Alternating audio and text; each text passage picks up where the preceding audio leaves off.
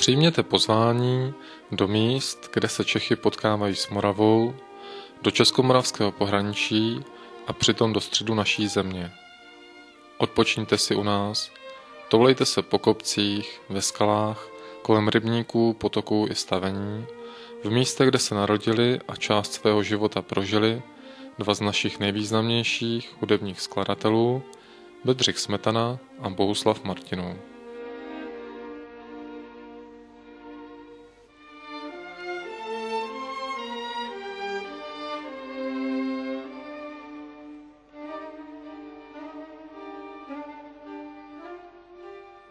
Tento kraj, který již pověky k sobě vábí a přitahuje tvůrčí osobnosti a milovníky umění, vás pohladí po duši a nenechá na sebe zapomenout.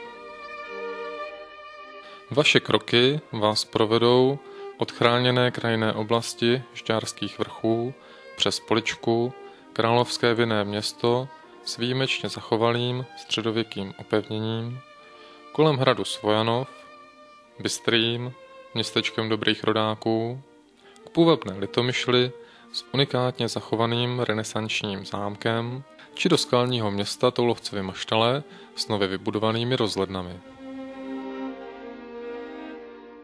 Možná právě teď je ta správná chvíle strávit zde více než pár výsostných okamžiků.